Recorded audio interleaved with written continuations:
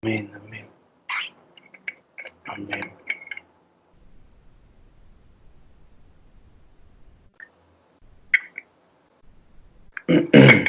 Amén.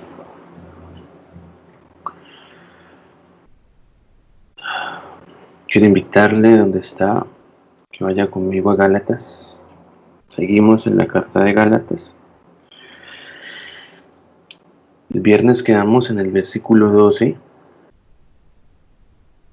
y hablábamos de todo esto, de la experiencia de Pablo.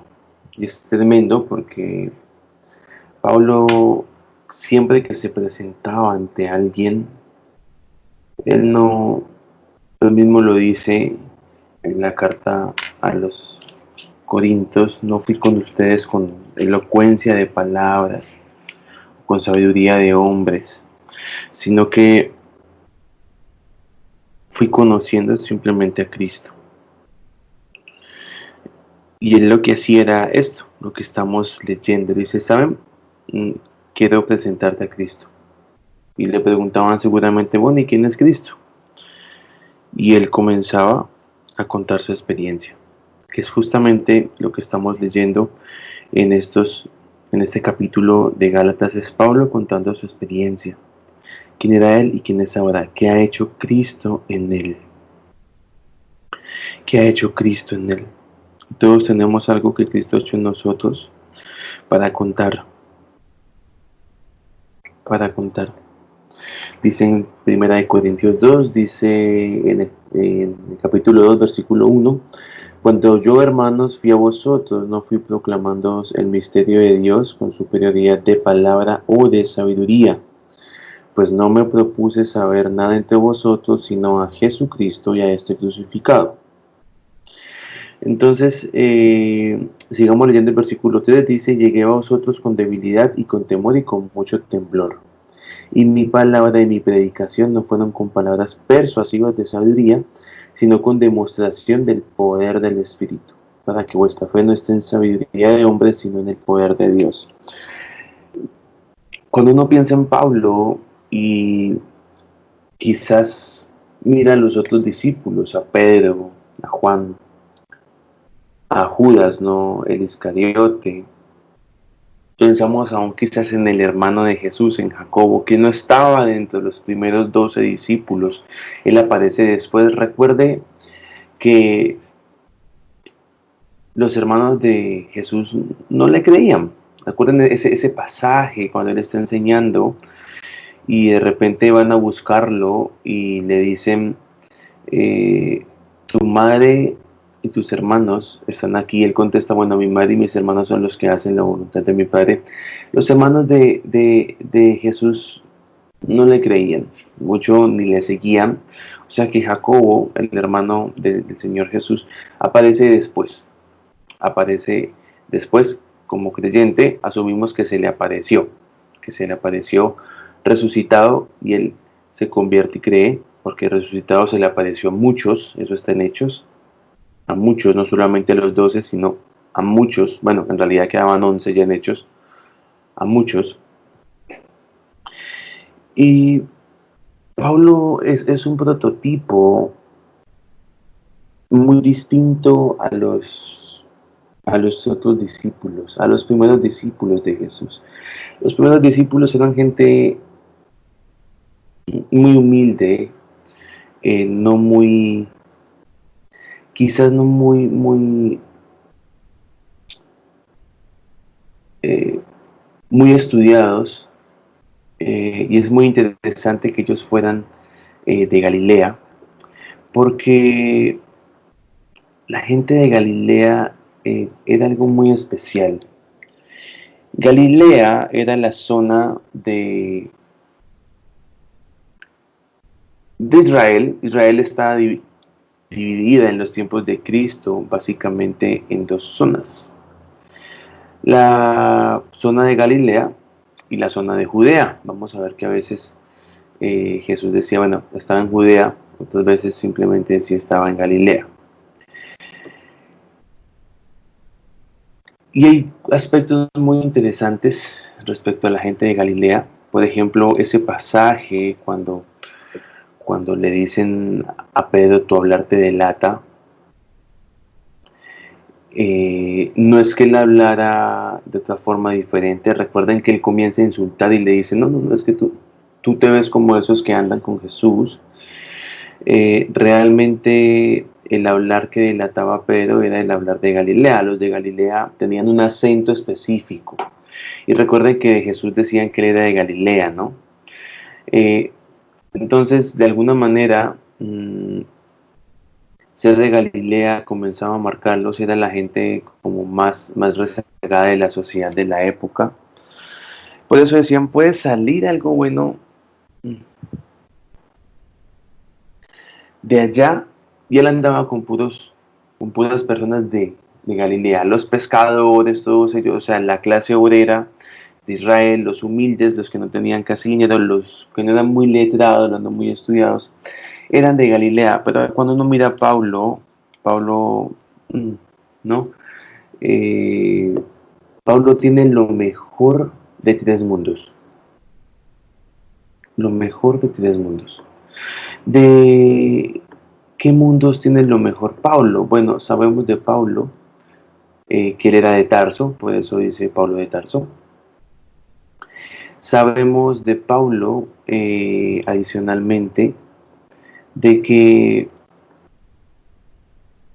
tenía un pariente griego, sea su papá, sea su mamá. Lo que se cree era que su papá era griego, eh, y su mamá era judía. Y no solamente eso, sino que en Filipenses, vamos a verlo después, pero vamos a mencionarlo por el propósito de lo que estamos hablando, y es que Pablo fue criado a los pies de Gamaliel. Gamaliel aparece en Hechos 5 y es uno de los fariseos más importantes de la época.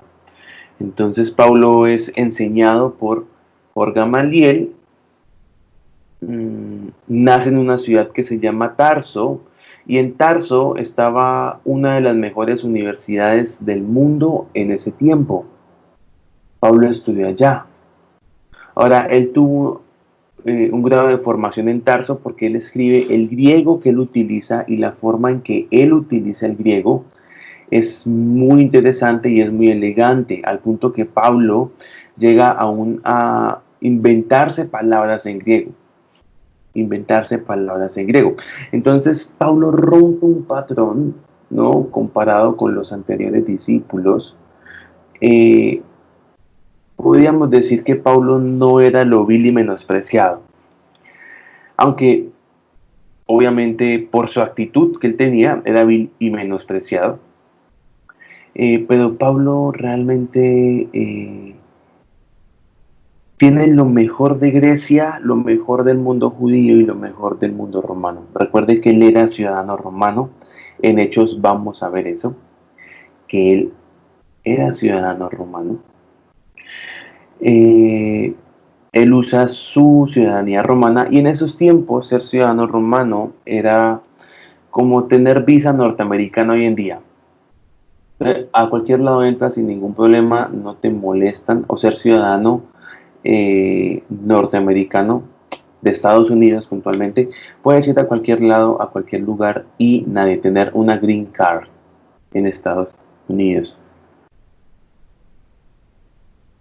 Y eso era muy importante que él fuera romano, porque al él ser descendiente de un judío, para los romanos él era ciudadano de segunda categoría, porque los judíos eran un pueblo conquistado, eran esclavos.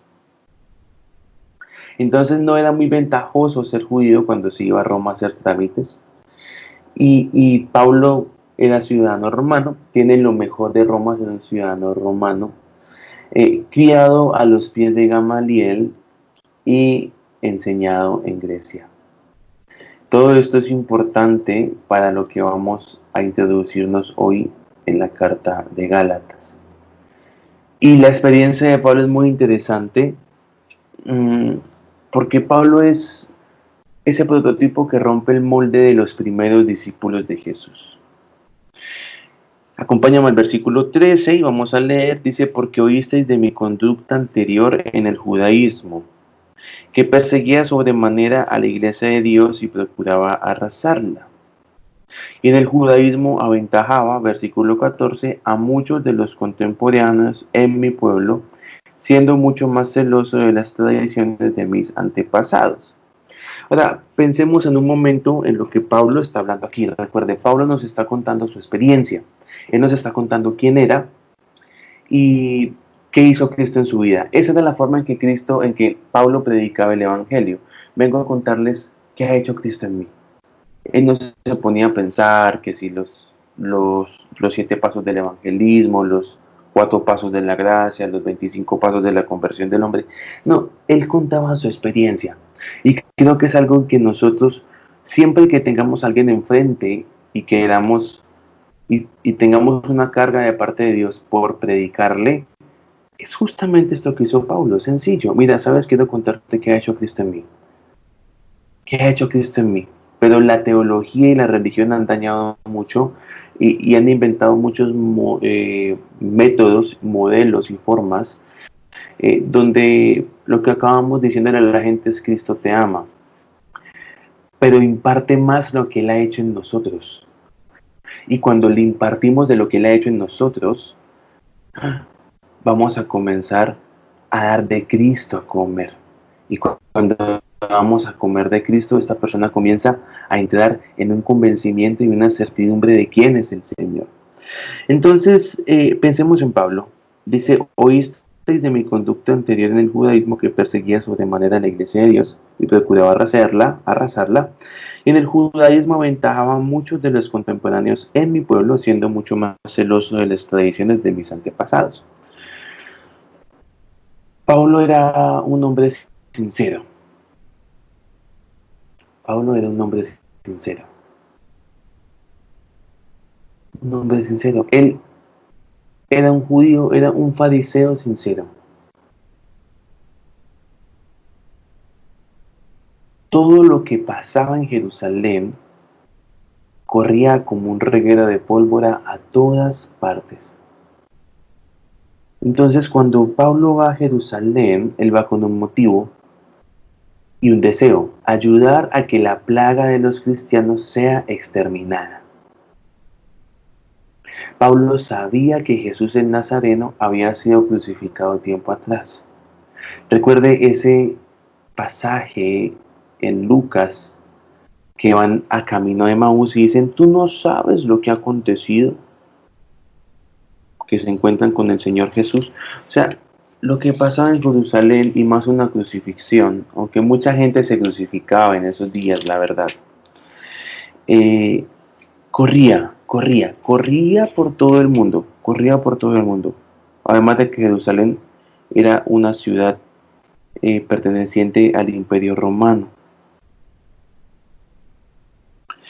Entonces, Pablo va con una intención.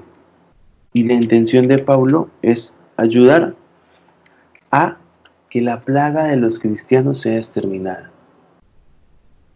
Inclusive él logra apresar a varios cristianos y hablar con ellos. Ahora pensemos, ¿quién hubiera podido evangelizar a Saulo? ¿O cómo le predicaría usted el evangelio a Saulo? O sea, en el momento en que nos cruzamos enfrente de Saulo y le decimos, vengo a contarte lo que Cristo ha hecho en mí, él ya estaba sacando un lazo y nos estaba apresando, amarrando y quizás golpeándonos para que no habláramos. Porque seguro mientras muchos le hablaban de Cristo, eran torturados. Y Pablo no tomaba esas palabras en serio porque él estaba convencido y él filtraba todo lo que escuchaba a partir de lo que conocía. Entonces, ¿qué podía decirle a Pablo Pedro cuando Pablo, posiblemente por haber sido criado a los pies de Gamaliel, estudió la ley, simplemente la ley? Piense, la ley, la Torá, los 5 primeros libros que tenemos en la Biblia. Génesis, Éxodo, Números, Levítico y Deuteronomio. 10 años se pasó estudiando esos 5 libros. ¿Qué podía decirle Pedro? Y posiblemente se pasó 5 años más estudiando todos los profetas. 5 años o 10 años más estudiando los profetas. ¿Qué podía Pedro decirle? No mucho, la verdad. Por eso cuando uno lee a Pablo, él hace referencias al Antiguo Testamento constantemente. Pablo tenía una autoridad impresionante en su conocimiento.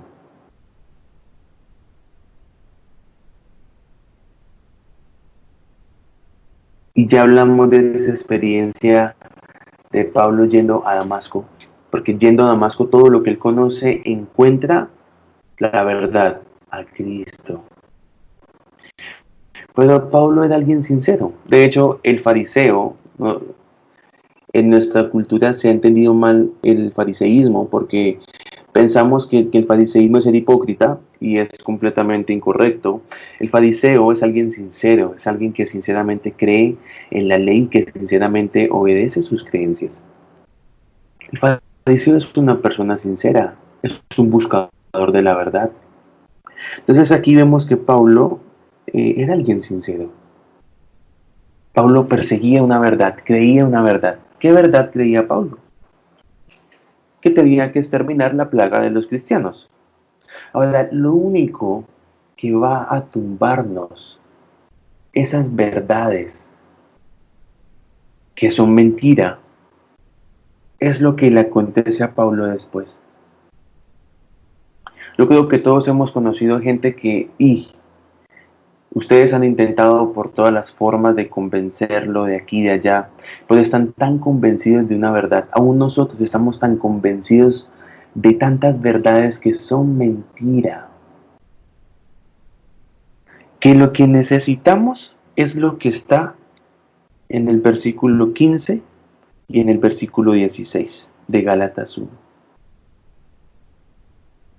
Dice, pero cuando el que me separó desde el vientre de mi madre y me llamó por su gracia, se agradó de revelar a su Hijo en mí para que lo anunciara entre los gentiles, no consulté enseguida con carne y sangre.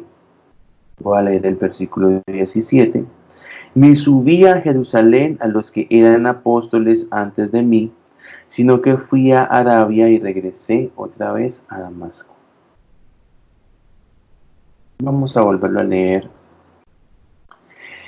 Dice, porque cuando el que me separó desde el vientre de mi madre y me llamó por su gracia, se agradó de revelar a su Hijo en mí para que lo anunciara entre los gentiles, no consulté enseguida con carne y sangre, ni subí a Jerusalén a los que eran apóstoles antes de mí, sino que fui a Arabia y regresé otra vez a Damasco. Esto que le pasa a Pablo, que él experimenta del versículo 15 al versículo 17, es lo que tumba todo el engaño del fariseísmo en su vida. Es lo que quita esa verdad falsa, esa verdad mentirosa que él creía y que él perseguía y sobre la cual él caminaba, y lo establece en otra verdad. Y lo establece en otra verdad. Ahora vamos a ver esto que le pasó. Verso 15. Cuando el que me separó desde el vientre de mi madre y me llamó por su gracia. Yo creo que a todos, o la mayoría, esto nos hace pensar en algo. Acompáñeme a Jeremías, capítulo 1.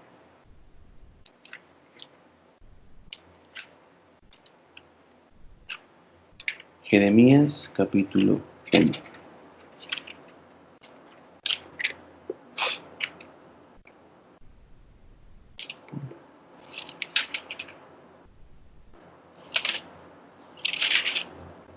Jeremías 1, Versículo 4. Dice, vino a mi palabra de Yahweh diciendo, antes que te formara en el vientre te conocí, antes de que salieras de la matriz te consagré, te di por profeta a las naciones. Antes que te formara en el vientre te conocí, y antes que salieras de la matriz te consagré, te di por profeta a las naciones. ¿Qué dice Pablo? En el versículo 15, el que me separó desde el vientre de mi madre y me llamó por su gracia. Pablo está convencido de algo, que a Dios no se le ocurrió llamarlo cuando se lo encontró en Damasco, sino de que Pablo experimentó lo mismo que experimentó el profeta Jeremías en Juan 1.4. Leímos en Jeremías 1.4 que dice, antes que te formara en el vientre te conocí, y antes que salieras de la matriz te consagré, te di por profeta a las naciones. Y Pablo está diciendo en Gálatas 1:15, él me separó. Aquí está diciendo en Jeremías que yo te consagré, es lo mismo. Consagrar es santificar, separar es santificar.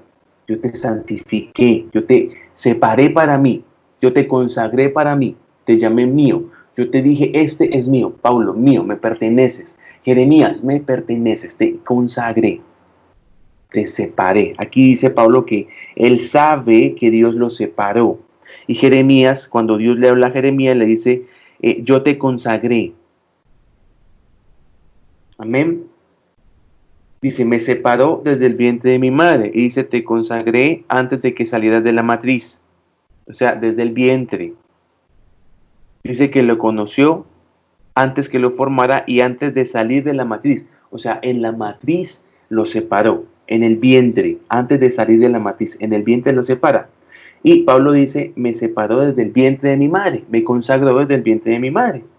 Dice, me llamó por su gracia. O sea, que le dio el propósito. ¿Y qué dice Jeremías? Te di por profeta a las naciones. ¿Cuándo? En el vientre. Pablo está convencido de esto. Y la verdad, amadas, es que debemos estar convencidos de esto. Dios no nos escogió, no nos separó. Un día que nos vio ahí dijo, ay, ahí va la hermana Beatriz, ¿no? Qué desocupada está, vamos a llamarla, pongámosla a hacer algo. No, no, no. Antes de estar en el vientre, antes de ser concebidos, Él nos conoció, y cuando estábamos en la matriz, Él nos separó. Acompáñenme al Salmo, porque hay cosas muy interesantes que pasan en el vientre de la madre, cosas muy interesantes que pasan ahí. Es un lugar tremendo en el que Dios comienza. O sea, Dios no espera ni siquiera a que nazcamos de nuestra madre para comenzársenos a manifestar. Acompáñenme al Salmo 139, versículo, ya le digo qué versículo. Recuerde que estos devocionales no son cosas que están preparadas, el Espíritu está fluyendo y está soltando en estos momentos muchas cosas, y seguramente sobre ustedes también. Salmo 139, versículo 16. Dice, tus ojos veían mi embrión. ¿Dónde está el embrión? En el vientre. Amén. El embrión no está fuera del vientre. Un embrión es en el vientre de la madre. Todos mis días fueron trazados y se escribieron en tu rollo, y para él hubo un día entre ellos. O Elohim, verso 17, cuán preciosos me son tus pensamientos, cuán inmensa es la suma de ellos.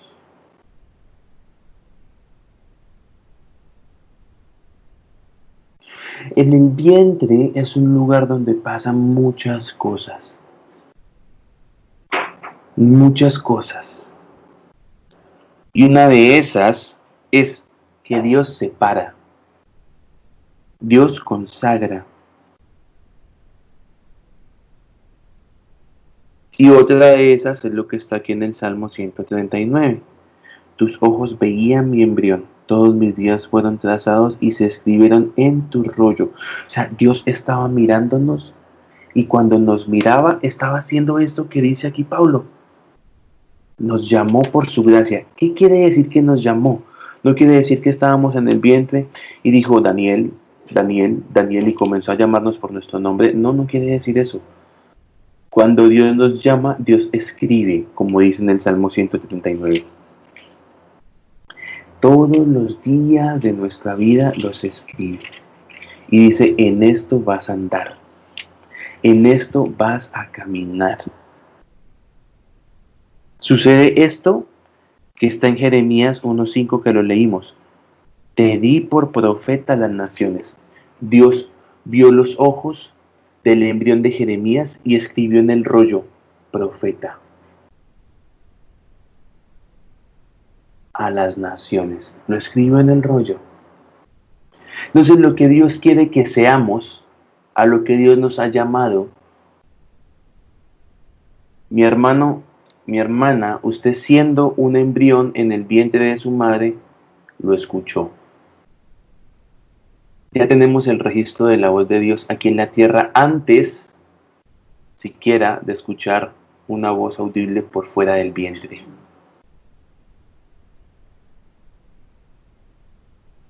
Antes. Hay una canción de Mike Booster que se llama,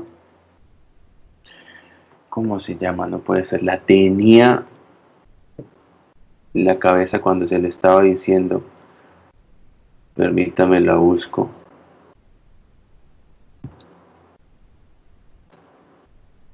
Se llama Vuelvo a tu corazón y hay una parte que dice, despierta en mí tu voz, hazme recordar quién soy, hazme recordar quién soy. ¿Por qué este pedazo de la canción? Porque en realidad ya Dios nos dijo a qué nos llamó. ¿Cuándo? En el vientre.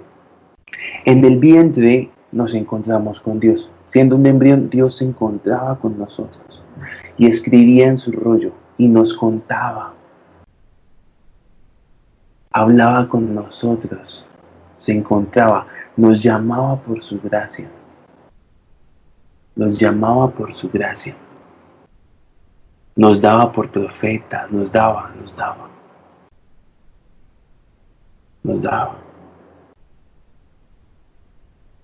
Bajo esto que estamos escuchando, que el Señor nos está hablando, yo creo que decir un día, yo creo que ya no voy a ser más cristiano, es completamente absurdo. Porque lo primero es que nosotros no elegimos ser, Él nos eligió. Y lo segundo es que no es algo que nos quitemos y ya, como la ropa. Es algo para lo que nacimos. Nacimos para esto. No es una moda, no es un grupo social, no es el club social. No. Nacimos para esto. Porque desde antes de estar en el vientre, nos conoció. Estando en el vientre, nos consagró y nos llamó, nos dio propósito. O sea que ya tenemos el propósito desde antes, sin duda. ¿Desde cuándo? Desde el vientre. Desde el vientre ya tenemos propósito. Ay, estoy buscando cuál es el propósito de Dios para mi vida. Aún no sé. Ya lo sabes. Porque en el vientre te lo dio. En el vientre lo escribió. Pablo está diciendo, el que me separó desde el vientre y me llamó por su gracia. Desde el vientre me llamó. Para Pablo, Dios no lo llamó cuando iba camino a Damasco. Para Pablo, Dios lo llamó desde el vientre. Y es lo mismo que le dice a Jeremías que leímos. Te consagré en el vientre y te di por profeta a las naciones. Jeremías no está siendo profeta en este momento en que Dios le está hablando. Él es profeta desde que está en el vientre, porque Dios le lo da por profeta a las naciones. Ahora piensa en eso. Dios ve a Jeremías en el vientre y como que le dice, Jeremías, mira, él como que lo toma en el vientre y le dice, naciones, este es su profeta. Y lo presenta, se los da. Se los da desde el vientre. Bajo esta cosmovisión es imposible que nosotros pensemos que podemos hacer algo distinto a lo que Dios nos ha llamado a hacer. Es imposible que nosotros concibamos que algún día alguien pueda decir, ah, yo no quiero ser cristiano. Uy, qué fuerte está esto, mejor no. No cabe. Hay de dos. O no eras de los nuestros, porque dice en Juan, en la primera carta de Juan creo que es, el anticristo salió de nosotros. Ahora, el anticristo es toda imitación de Cristo. Todos tenemos algo de anticristo, algo que se opone a Cristo, o algo que trata de imitar a Cristo en la carne. Entonces el anticristo no es el hijo del diablo, ¿no? El anticristo es un espíritu apóstata y básicamente es algo que se opone a Cristo. Todos tenemos cosas que se oponen a Cristo, todos tenemos algo anticristo. No es el hijo del diablo y no va a venir el fin del mundo. Si es que tal cosa existe, pero no vamos a entrar ahí. O si es que tal cosa va a suceder. Pasemos al versículo 16. Dice, se agradó de revelar a su Hijo en mí. Verso 16, se agradó de revelar a su Hijo en mí para que lo anunciara entre los gentiles. No consulté enseguida con carne y sangre. Una cosa es que Dios llama a Pablo desde el vientre, es que Él lo separe desde el vientre, y otra cosa es que Él se agrade de revelar a Cristo en él. Camino a Damasco es que Cristo se le revela a Pablo. Camino a Damasco. Recuerde que eso lo revisamos hace 8 días. ¿Qué le pasó a Pablo camino a Damasco? Y en este punto, en este versículo, quiero que pongamos atención a dos palabras. Dice, se agradó de revelar a su Hijo en mí para que lo anunciara entre los gentiles. Se agradó de revelar. Vamos a poner atención en agradó y revelar. Amén. La palabra agradarse, que se usa en este versículo y que la usa Pablo en este versículo, en el griego es eudokeo. Es un verbo. Y ese verbo está en tiempo aoristo y es una voz activa. Como ya hemos aprendido los sábados, los verbos que están en aoristo es algo que siempre está pasando. Siempre está ocurriendo. Entonces Dios se eudoqueo, se agradó, y agradarse significa en el griego pensar bien de. Ahora, ¿quién no hubiera pensado bien de Pablo camino a Damasco? Solamente Dios. O sea, recuerde que el camino a Damasco iba a matar a cristianos. Él salió a matar cristianos. Él salió a matar cristianos. Camino a Damasco, él iba a matar cristianos. Entonces dice que Dios se agradó, pensó bien de Pablo. Y aquí comenzamos a ver mucho de la naturaleza de Dios. Otra traducción de eudoqueo es estar satisfecho, disfrutar, sentir placer, preferir, elegir como el mejor. Pero cuando Dios me eligió como el mejor, está diciendo Pablo, Dios no encontró a nadie mejor que Pablo para hacer lo que tenía que hacer, anunciar entre los gentiles el evangelio. Ahora, no solamente Pablo, Dios nos eligió como los mejores para lo que tenemos que hacer. No cabe pensar que hay gente que lo hace mejor que nosotros, porque cuando Dios nos eligió, cuando Dios se agradó en nosotros, nos está diciendo, no hay nadie mejor que vos. O sea, no encontré a nadie mejor.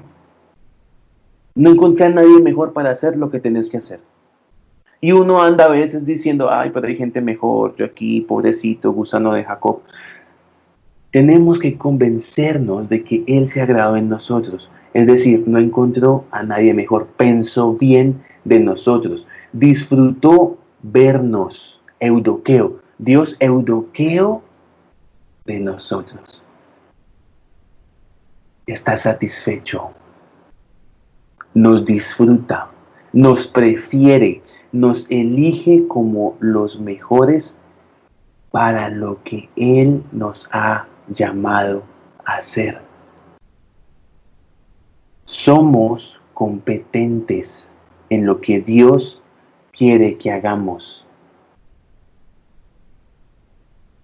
No cabe esos pensamientos, no soy tan bueno. Somos competentes. Dios nos eligió porque somos los mejores. Uy, hermano, usted se está poniendo muy orgulloso. No, no, no, no, no. Así es como Dios piensa en nosotros. Nos ve y dice, Él es el mejor. Él es el mejor. Él es el mejor. Miren, yo lo llamé para esto y es el mejor. Lo prefiero a Él por encima de todos los demás. En esto que yo lo llamé, en mi llamado, Él es el mejor. Y cuando ve a otra persona le dice, Él es el mejor para esto que lo llame a hacer. No encontré a nadie mejor, a nadie más apto. No prefiero a nadie más, lo prefiero a Él. Por eso Dios invierte tanto en nosotros. Todos los procesos, todo el tiempo. Y a veces pensamos que podemos decir, ay, bueno, yo como que no, o sea, esto está muy pesado, ¿no? Yo no me siento como ubicado en la iglesia. Menospreciamos lo que Dios hace, piensa, dice. Él nos disfruta. Él nos disfruta. Amén. Diga ahí donde está, Él me disfruta. Dios me disfruta. Dios disfruta de mí. Entonces Dios eudoqueo. Nos eligió como los mejores. Dios eligió a Pablo como el mejor. ¿Quién hubiera elegido a Pablo como el mejor, mi hermano? Nadie. ¿Quién hubiera pensado bien de Pablo cuando acababa de recibir en sus manos las vestiduras de Esteban?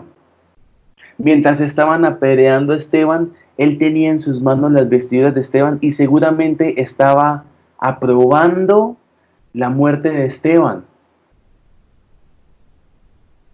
Imagínese a Pablo ahí. Mientras apedreaban a Esteban, él cogió las vestiduras y se estaba complaciendo en eso. Y seguramente mientras él hacía eso, Dios lo miraba y estaba pensando bien, eudoqueo. Estaba pensando bien de Pablo. Y ahí dijo, no hay nadie mejor que Saulo para lo que tengo pensado hacer. Y esperó el momento. Dice, se agradó de revelar a su Hijo en mí. Y aquí entramos en la siguiente palabra que nos interesa, revelar. El viernes hablamos un poco de esta palabra. Si usted se acuerda, la palabra revelar en el griego es apocalipsis, apocalupto, apocalipsis. Esa es la palabra revelar, apocalupto. Y hablábamos que era quitar la cubierta, ¿no? Quitar la cubierta, y de apocalupto viene la palabra apocalipsis, que era justamente la palabra que mirábamos el viernes, pero la palabra que se usa aquí es la palabra de la que sale apocalipsis, que es apocalupto. Y vimos cuánto daño hizo cuando estos sacerdotes, católicos por cierto, que se juntaron a organizar el canon de la Biblia y les dio por colocar Apocalipsis al final y le pusieron el nombre Apocalipsis, cuando en realidad el significado de la palabra Apocalipsis es revelación. Por eso en inglés el libro Apocalipsis no se llama Apocalipsis sino Revelations. Y bueno, si bien está al final, en realidad Apocalipsis no habla del fin del mundo ni del Armagedón. Pero la palabra, no vamos a entrar en ese tema, la palabra que dice aquí se agradó de revelar, la palabra para revelar en el griego es apocalupto. Significa, eso lo estudiamos el viernes y profundizamos en eso, quitar la cubierta. Pero esta palabra es importante y vamos a ver su equivalente en el hebreo hoy. El equivalente de la palabra apocalipto o apocalipsis en el hebreo es la palabra hebrea yadá. Yadá.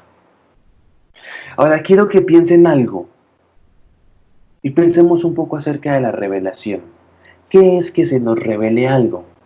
Y pensemos en este suceso de Pablo. Pablo va yendo camino a Damasco, iracundo, queriendo matar más cristianos, con sed de cristianos, con sed de torturar cristianos, de exterminar la plaga que se está levantando contra el judaísmo, que es la religión que él ama. Y de repente cae al suelo, queda ciego, aparece una voz, le empieza a hablar, él le contesta, y ahí la vida de Pablo cambió. ¿Qué hizo Pablo para que Cristo se revelara en él? Nada, absolutamente nada. La revelación quita completamente el esfuerzo humano. La revelación, la forma más gráfica de entenderla es, en estos momentos no sé nada. Un minuto después ya lo sé. No lo sabía, ahora lo sé. ¿Y cómo lo sabes? No sé, simplemente lo sé. ¿Qué leíste? Nada. ¿Qué video viste? Ninguno. ¿Qué predica escuchaste? Ninguna. ¿Cómo lo sabes? Se me reveló. ¿Pero cómo? No sé, se reveló. No lo sabía, ahora lo sé. De la nada. De la nada. Eso es la revelación. Algo que ocurre sin el esfuerzo humano. Entonces, voy a leer la Biblia a ver qué me quiere revelar Dios. Hay un esfuerzo humano, leer la Biblia. ¿Está mal hacerla? No, no está mal hacerlo. Debemos leer la Biblia, porque nuestros depósitos deben llenarse de la palabra de Dios. Pero debemos leer la Biblia con la luz del Espíritu, no con la luz de la religión. Hay cosas en la Biblia con las que Dios no está de acuerdo. Un ejemplo de eso, el pecado de David. Y si usted va a leer Reyes, se va a dar cuenta de cosas terribles, o Reyes o Crónicas terribles, y se va a dar cuenta que realmente saber cómo Dios se mueve, es un poco complicado. Y hay que estar muy metidos con el Señor. En Reyes pasan cosas que uno dice Cristo, o sea, pero la revelación no pasa porque leamos mucho la Biblia, no pasa porque estudiemos mucho o sepamos mucho griego o mucho hebreo, simplemente ocurre. No lo sé, ahora lo sé. No estudié, no estaba leyendo, nada. Se me reveló. Y comienzan las fuentes de revelación a brotar. Ahora, cuando vamos a la contraparte, bueno, no la contraparte, al equivalente de la palabra apocalipsis en el hebreo, y es la palabra yadá, que también es un verbo, Hemos estado revisando los 2 sábados que pasaron dos palabras hebreas, ¿no? Y hemos visto sus pictogramas. Quiero por un momento que usted use su imaginación. La palabra yada se escribe con 3 letras en el hebreo. Recuerda que el hebreo se lee de derecha a izquierda. La primera letra es la letra Yud, la segunda letra es la letra Dalet y la tercera letra, que es la última, es la letra Ayin. Usted ya conoce 2 letras de esta palabra en hebreo. La primera, que es la Yud, y la última, que es la Ayin.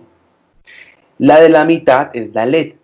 Pero use su imaginación. Cuando hablamos de que vamos a ver la representación pictográfica de estas letras, quiere decir que cuando los judíos veían una letra, ellos no veían la letra. A ver, nosotros vemos la A y decimos es una A. Los judíos veían una letra y eso les transmitía algo y entendían algo. Entonces, la representación pictográfica para la primera letra de la palabra Yadá, que es la letra Yud, es una mano, es un brazo extendido con la mano abierta. Amén, un brazo extendido con la mano abierta. La representación pictográfica de la segunda letra, que es la Dalet, es una puerta. Y la última letra, que es Ayin, es un ojo. Recuerde que los 2 sábados que pasaron hemos estado hablando del ojo. Y vemos que Ayin es ver correctamente. Entonces, podemos decir que Yadá es que la diestra de justicia del Señor abra la puerta para que veamos. Yo le pregunto, ¿dónde está nuestra intervención ahí? Nada. Es una intervención totalmente del cielo. Que Dios se agrada, nos elige como los mejores. Ahora, la revelación es algo progresivo. Si yo no soy fiel con lo que Dios me reveló hoy, Dios no me va a revelar más cosas porque Dios no desperdicia. La revelación es algo que nosotros debemos administrar, trabajar y hacer que dé fruto. ¿Recuerda la parábola de los talentos? Y voy ya terminando.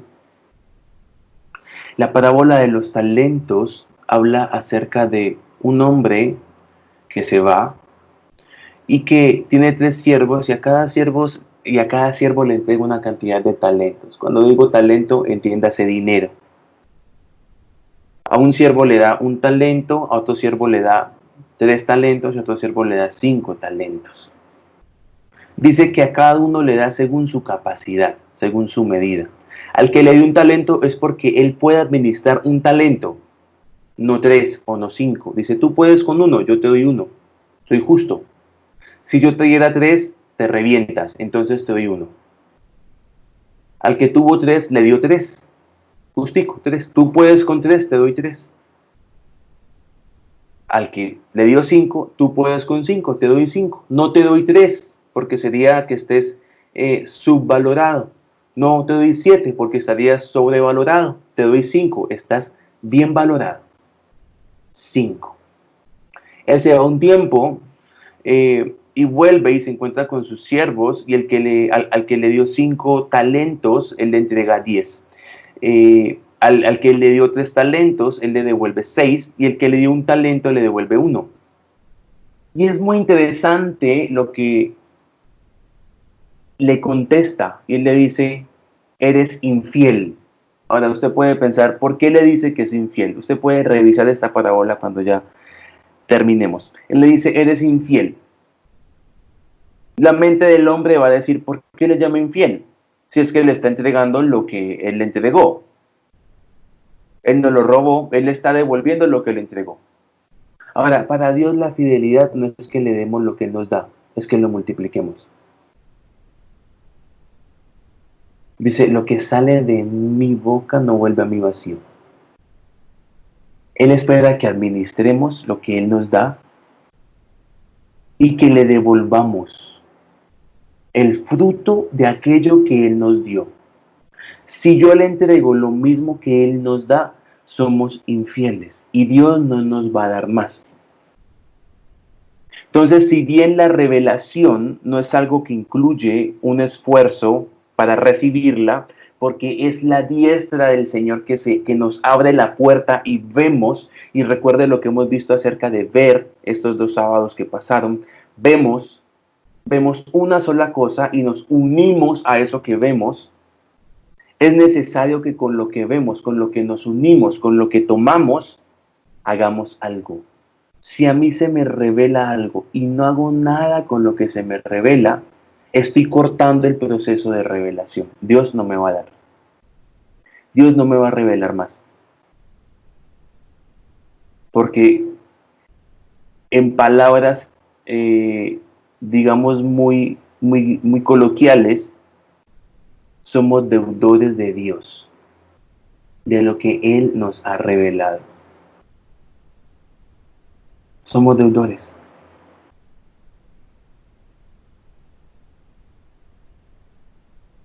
Amén. Entonces, miren la respuesta de Pablo. No consulté con carne ni sangre, ni subí a Jerusalén a los que eran antes apóstoles que yo, sino que yo me fui a Arabia y después a Damasco. Pablo se le revela algo y no dice, ay, voy a preguntarle a Pedro, ¿no? Que yo he escuchado que era de los primeros. Él creyó. Cuando Dios nos habla, creamos. Creamos. Creamos. Estoy seguro que Dios me dijo, creo. Ah, pero el líder aquí, cree. Cree. No atropellando la autoridad, no entrando en rebeldía, pero creo. Lo más preciado no es lo que nos dice un líder o el pastor, es lo que nos habla Dios. Debemos ser gente sujeta a la autoridad, pero lo que nos habla Dios es lo más preciado que tenemos. Dios me dijo esto, punto. Eso es lo más preciado que tengo. Bueno, y mi pastor vino y comenzó a afirmar esa palabra. Pero si, como dice aquí Pablo, y lo leímos el viernes, si aún nosotros o un ángel del cielo les anuncia algo diferente, sea anatema. Lo más preciado es lo que Dios nos habla. Amén. Padre, bendecimos tu nombre porque tú eres un Dios que habla. Tú eres un Dios que se agrada en nosotros. Tú eres un Dios que piensa bien de nosotros, Señor. Queremos tener tu mente y pensar bien nosotros de nosotros mismos, porque los primeros en descalificarnos, en dudar, somos nosotros, Señor. Y queremos aprender a ser fieles con tu revelación. Queremos ser agradecidos con esa acción que tú haces de extender tu brazo y abrir la puerta para que veamos. Queremos aprender a administrar lo que tú nos hablas y nos revelas, Señor.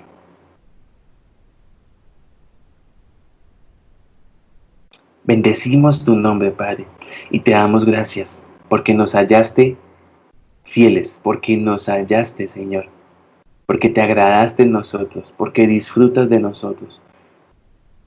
Queremos disfrutar de darte a ti los frutos de la revelación que nos has entregado. Bendecimos tu nombre en esta mañana, Señor. Amén.